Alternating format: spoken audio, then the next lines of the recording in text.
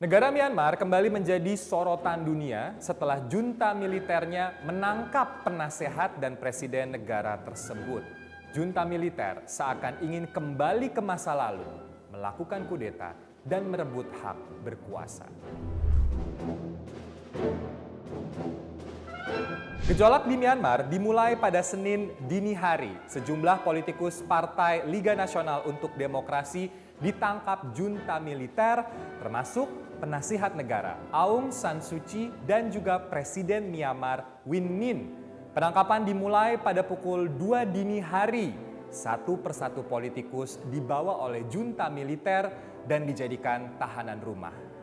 Tak lama setelah penangkapan, aliran komunikasi telepon maupun internet di ibu kota Myanmar, Naypyidaw, mendadak terputus. Pukul 7.30 pagi harinya, giliran kota Yangon yang mengalami pemutusan aliran komunikasi baik itu via telepon maupun internet. Dampak lainnya, hampir seluruh pelayanan publik di Myanmar tutup. Warga akhirnya mengantri di ATM untuk mengambil uang dan melakukan panic buying. Seluruh penerbangan dihentikan, saluran TV pun berhenti siaran. Alasan militer melakukan pengambil alihan ke pemerintahan adalah karena pemerintah dinilai gagal merespons tudingan dari junta militer atas kecurangan pada pemilu November 2020 yang lalu. Jadi gini guys, Partai Aung San Suu Kyi, Liga Nasional untuk Demokrasi berhasil menang telak dalam pemilu. Dari 491 kursi yang tersedia di parlemen, 346 berhasil diambil oleh Partai NLD. Sisanya diambil oleh partai yang didukung oleh militer Myanmar. Nah, militer mengklaim ada 10 juta kasus kecurangan atas kemenangan Partai NLD di pemilu. Namun karena tidak digubris, militer akhirnya menangkap para petinggi Partai NLD. Ini adalah pemilihan umum kedua yang pernah dilaksanakan di negara Myanmar. Sebelumnya, Myanmar berada di bawah kekuasaan junta militer selama 50 tahun. Sampai saat ini pun, pemerintahan sipil masih harus berbagi kekuasaan dengan junta militer. Nah, setelah melakukan penangkapan, junta militer memecat 24 menteri dari kabinet Aung San Suu Kyi dan menggantinya dengan para mantan jenderal. Sejarah mencatat menjadi tahanan rumah bukan hal baru bagi Aung San Suu Kyi. Pemimpin de facto Myanmar ini pernah menjalani hukuman tahanan rumah selama 21 tahun. Awalnya, pada tahun 1988, pemimpin diktator militer Myanmar, U Ne Win, mengundurkan diri. Suu Kyi kemudian tampil ke depan publik menuntut tegaknya demokrasi. Karena aksinya tersebut, junta militer menjatuhi hukuman tahanan rumah pada Aung San Suu Kyi. Pada tahun 2015, Partai Aung San Suu Kyi berhasil memenangkan pemilu. Namun karena ia tidak bisa dilantik menjadi presiden secara konstitusi, ia pun dilantik menjadi penasihat negara atau kanselir yang pada praktiknya memiliki kekuasaan lebih tinggi ketimbang presiden di Myanmar.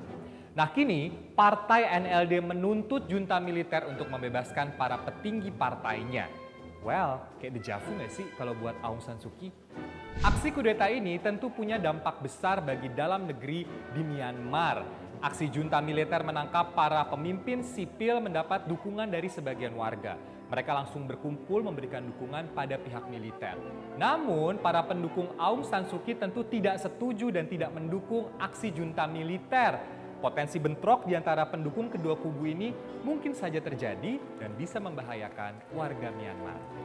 Dan tentunya akan muncul dampak pada politik luar negeri Myanmar. Perubahan kekuasaan yang secara mendadak bisa saja merubah kesepakatan-kesepakatan yang pernah diambil oleh Myanmar.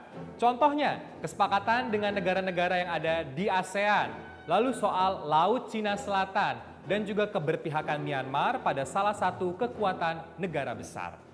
Kementerian Luar Negeri Republik Indonesia meminta semua pihak untuk menahan diri dan memilih pendekatan dialog untuk mencari jalan keluar agar situasi tidak semakin buruk. Sedangkan founder FPCI Dino Patijalal menyebut tindakan junta militer di Myanmar sebagai kemunduran demokrasi dan tidak boleh ada penyelesaian pemilu dengan kekuatan militer. Sejatinya, Myanmar sedang berjalan dalam kehidupan berdemokrasi setelah puluhan tahun berada di bawah kekuatan militer yang penuh represi. Kudeta militer bukanlah jalan keluar untuk masalah hitung-hitungan suara. Pihak militer seharusnya mencari bukti dan membawanya ke meja pengadilan konstitusi negara.